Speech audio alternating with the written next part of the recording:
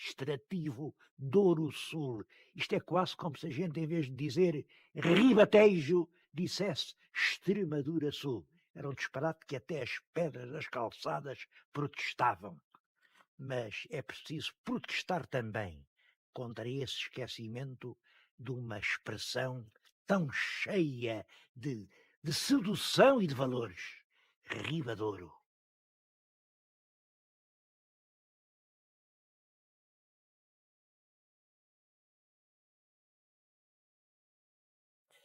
Na semana passada falámos de cortes, que são a semente dos nossos parlamentos. E hoje vou-lhes falar dos conselhos. Os conselhos, que são a semente das nossas autarquias. Lembro-me que para falar de cortes eu lhes disse não há lugar tão indicado como Lamego. E hoje direi que para falar de conselhos nenhum lugar é melhor do que Bragança. Eu estou em Bragança e estou aqui sentado sobre uma pedra pré-histórica. Isto representa um quadrúpede, é um animal semelhante, por exemplo, ao que está em Mursa, que chamam porca de Mursa.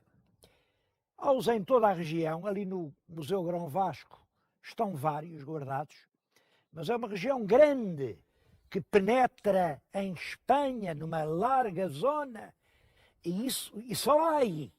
Nem para norte, para as Astúrias já não há, para sul, para as nossas beiras e para a Extremadura espanhola já não há, mas há essa grande zona marcada pela existência destas rudes esculturas. Há um mistério, a gente pergunta, mas o que é isso? Porquê é que faziam essas esculturas? E tem-se dito muita coisa, muita coisa. Naturalmente, apareceram algumas que têm gravadas no lombo inscrições romanas. Os romanos inscreveram homenagens a defuntos sobre animais, sobre esculturas deste género.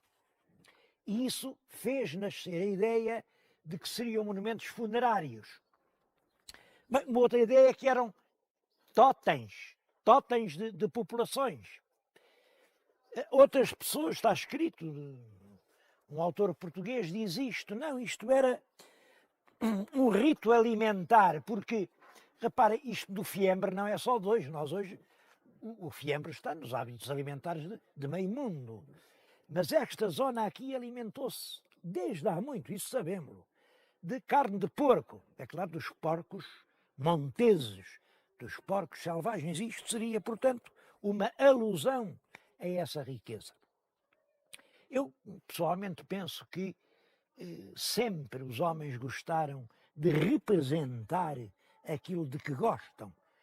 Aquilo para que a gente pende é aquilo que nós sonhamos, desenhamos, representamos, modelamos, esculpimos.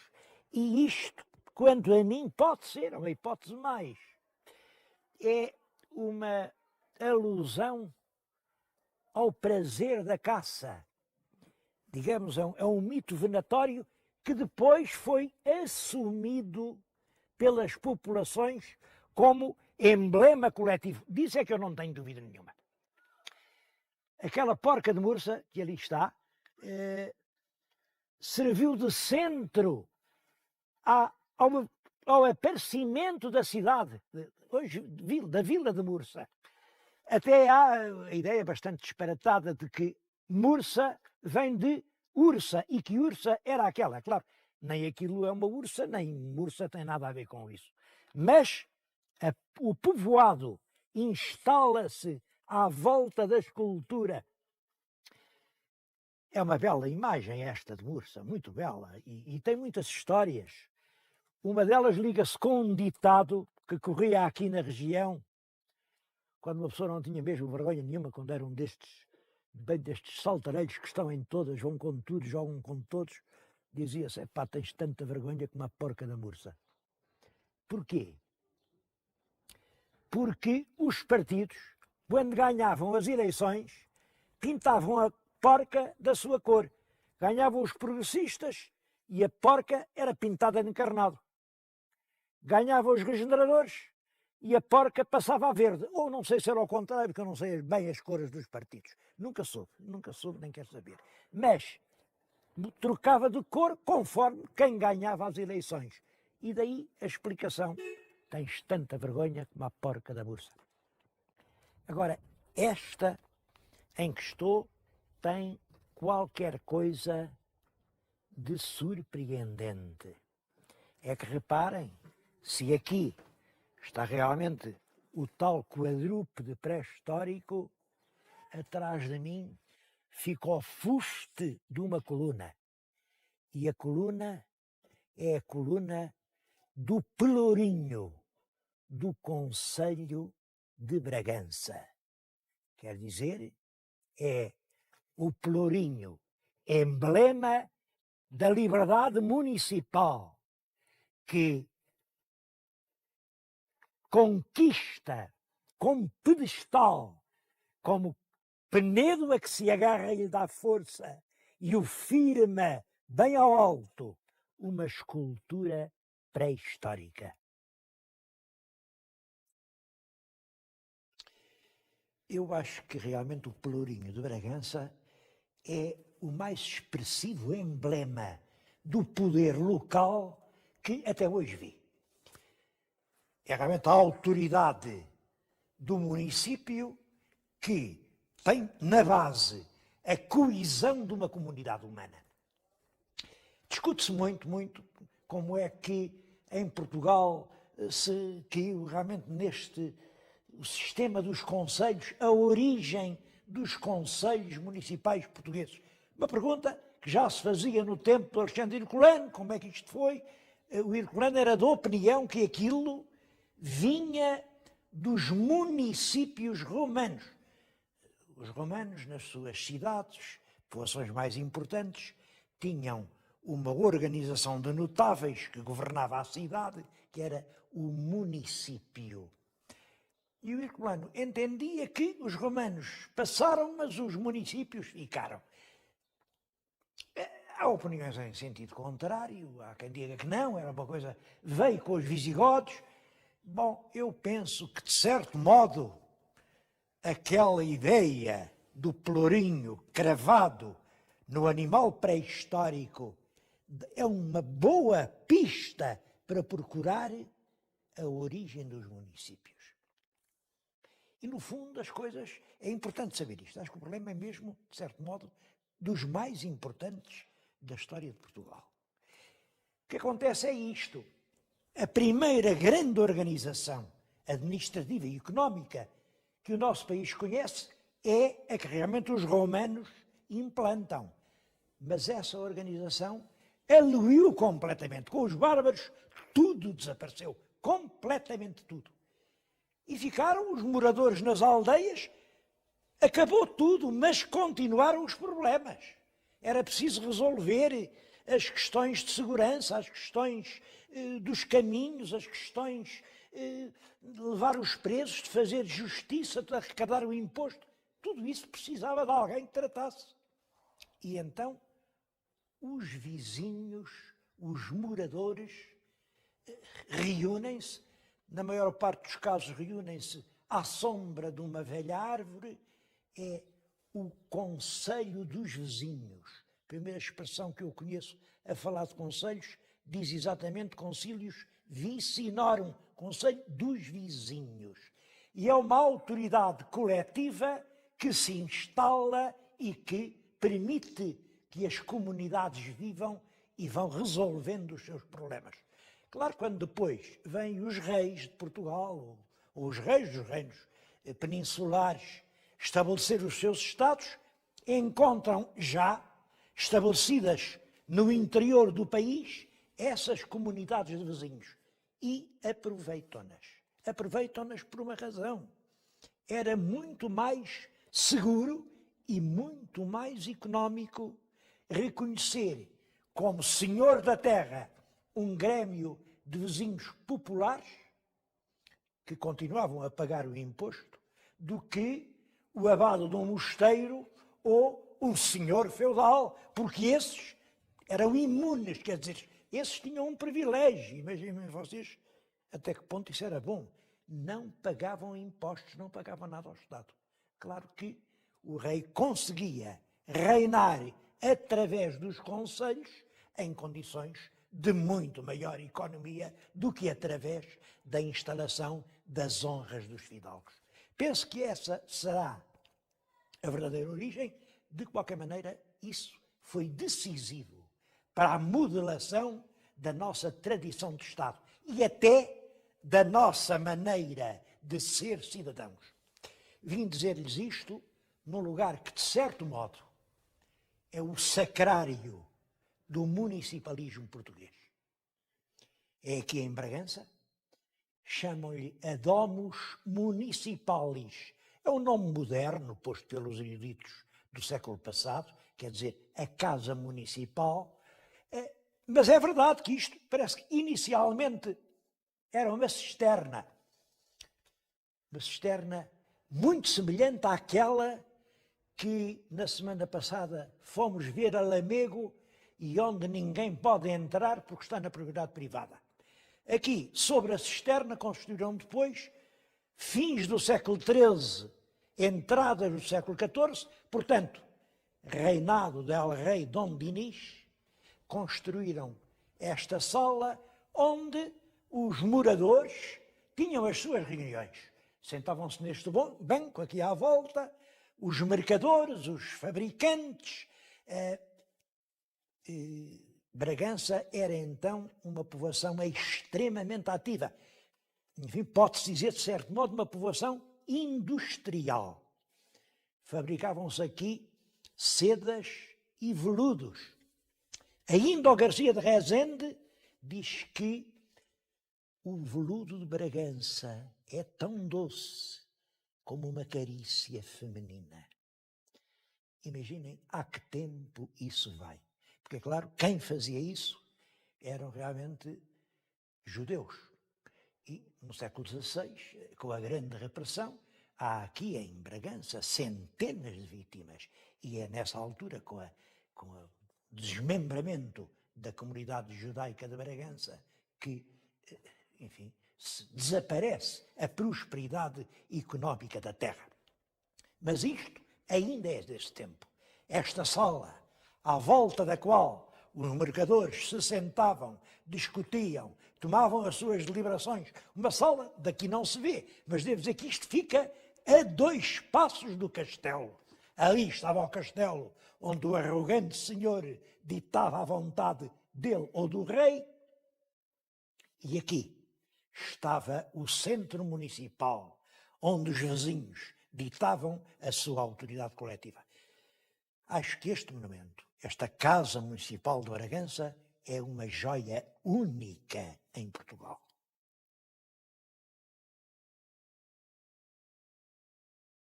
Das coisas realmente importantes de Bragança é o Museu Abade de Bassal. Eu vim cá por 2 razões.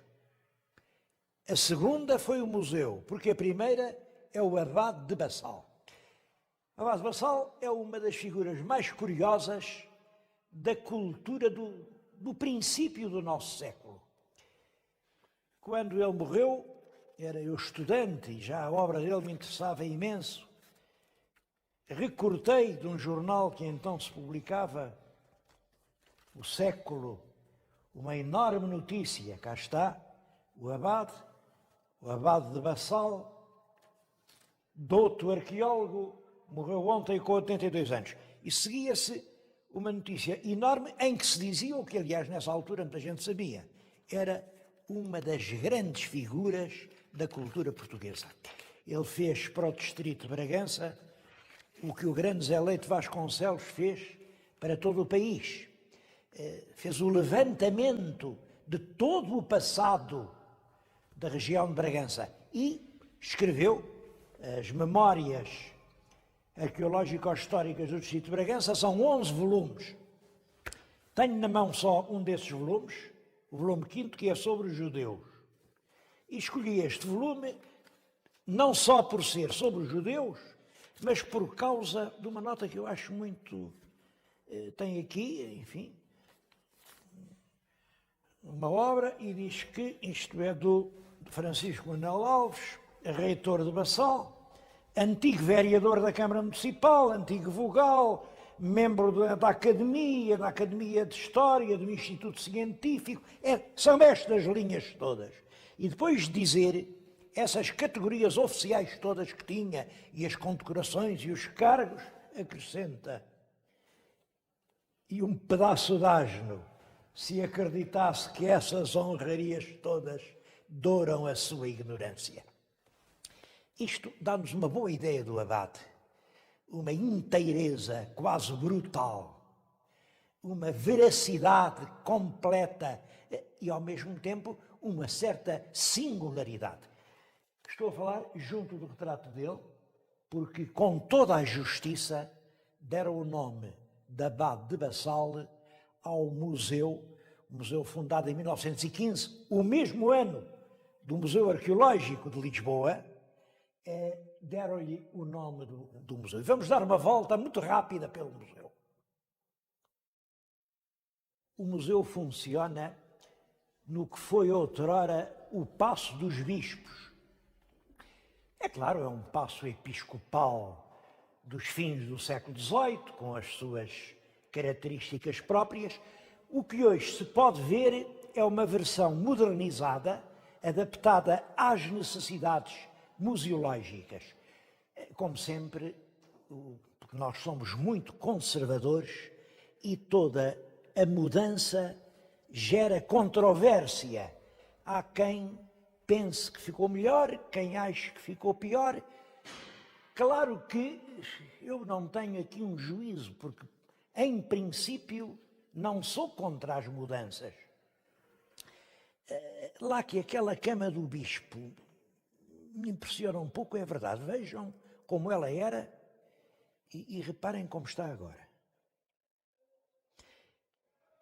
Mas vale a pena visitar o Museu de Bragança para conhecer não só a arqueologia pré-histórica, que aqui é muito rica, a arte, conhecer as coleções de arte sacra, de artesanato, de iconografia local. É um museu, quem quiser entender por dentro e no fundo a alma transmontana tem que passar aqui um bom par de horas.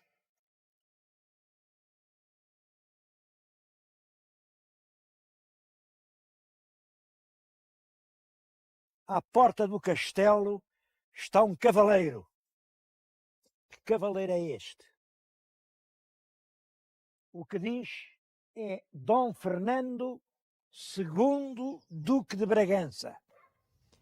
Porquê o segundo e não o primeiro? A explicação é muito simples, claro. É que Bragança foi promovida a cidade porque este segundo Duque assim o pediu ao rei. E pediu ao rei porquê? É preciso saber quem era este Duque de Bragança, Dom Fernando. Lembram-se de eu lhes ter mostrado na cripta de Orém aquele conde que está no seu túmulo, aquele homem carregado de ódio, o conde de Orém, Dom Afonso? Era o irmão deste. Era ele que devia ser segundo Duque de Bragança, só que morreu antes do pai. Morreu antes do pai, este era o irmão mais novo, já tinha feito uma casa lá para baixo, em Arraiolos, porque ele era conde de Arraiolos. Mas enfim, quando o pai morreu, ele era o único irmão vivo e foi ele quem herdou o título de Duque de Bragança. Não sei se veio ou não aqui acima alguma vez, diz-se que não, e eu acredito que não, porque ele adorava o sul. Foi ele quem construiu aquele lindo palácio de Vila Viçosa, onde também já estivemos. Aquele palácio onde agora é o Museu de Caça, o primeiro dos 3 palácios assombrados. Quem tem visto a série lembra-se, ele é que é o construtor desse primeiro paço de Vila Viçosa. devo-vos dizer que ele merece inteiramente a estátua, porque ele era um bravo e leal cavaleiro, sendo um dos homens mais ricos do país. Não se esqueçam que ele era neto do Nuno Álvares. Tinha herdado uma grande parte daquela imensa fortuna, pois, apesar disso, teve tanta repugnância por aquela sórdida intriga política que leva à morte do infante Dom Pedro em Alfarrobeira, que pede ao rei: olha, o senhor deixe-me ir daqui para fora, deixe-me ir para Ceuta. E foi como se fosse apenas um cavaleiro vulgar governar Ceuta durante muitos anos, onde se portou bravamente. Este homem tem algumas histórias curiosas. Eu acho que ele era notável. Mas pediu ao rei para lhe fazer Bragança cidade. Porquê? É que Bragança já era tão grande que merecesse ser cidade? Bom, Bragança tinha a sua importância. E já lhes disse por causa da atividade dos mercadores judeus que aqui estavam. Mas mesmo assim, a verdadeira razão creio que foi outra. É que o Dom João I tinha feito os filhos duques, pois o Dom Pedro era duque de Coimbra, o Dom Henrique era duque de Viseu, o Dom João era duque de Beja, e depois ao bastardo também o fizeram duque de Bragança, mas Bragança era uma vila, ao passo que Coimbra, Viseu e Beja eram nobres cidades. E este não quis ficar atrás dos filhos legítimos e pediu ao rei: faça lá Bragança cidade. Foi assim que Bragança foi cidade. Mas de Dom Fernando há uma história que eu vou recordar-lhes. Os meus telespectadores insistem muito a dizer: nós queremos essas histórias que o senhor às vezes sabe. Vou-lhes contar uma história que é inteiramente verídica, está documentadíssima e que é muito pouco conhecida. Este Duque Dom Fernando tinha uma irmã. Quer dizer, o velho primeiro Duque teve 3 filhos. O arrogante Dom Afonso de Orém, este simpático Dom Fernando de Araolos e uma filha. E essa filha, também muito rica, claro, com 1/3 daquela fortuna, casou com um filho de El Rei, com o infante Dom João. É desse casal que nasce uma menina, Isabel, que vem a ser rainha de Castela, porque casa com o rei de Castela, Henrique II. E a história que lhes vou contar é uma história que se pode chamar assim, como se pode fazer uma santa sem querer. A história é esta. Parece que quando a nossa Dona Isabel foi casar para Castela, levava no seu séquito uma aia lindíssima, uma mulher chamada Beatriz da Silva. Era filha do Dom João de Menezes, um grande fidalgo, e ela era uma mulher de uma beleza emocionante. Parece que era mesmo muito mais bonita que a rainha. De maneira que na corte de Castela toda a gente olhava, era para a safata Dona Beatriz, não era para a rainha. E a rainha, zangadíssima por causa daquele triunfo da beleza da subordinada, perdeu a cabeça e mandou fechá-la dentro de um cofre. Há quem conte as coisas de outra maneira, eu não sei a verdade, eu não estava lá para ver. Mas há quem diga que não, há quem diga que a nossa linda Dona Beatriz se portava de uma maneira tão pecaminosa que, já farta de lhe dar lições e considerando-a incorrigível, a rainha resolveu dar-lhe aquele castigo. Fechou-a dentro do cofre, de onde ela nunca mais devia sair.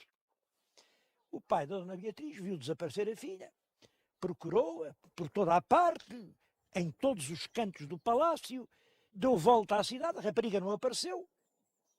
E aí o homem tem uma suspeita. A rainha é capaz de estar metida nisto. Foi ter com ela e disse-lhe: onde é que está a minha filha? E a rainha disse-lhe: olha, está de onde nunca mais vai sair. Tu queres ver?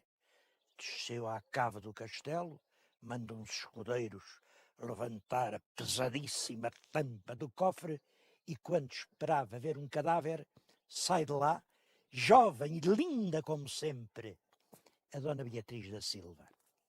Disse, apareceu-me Nossa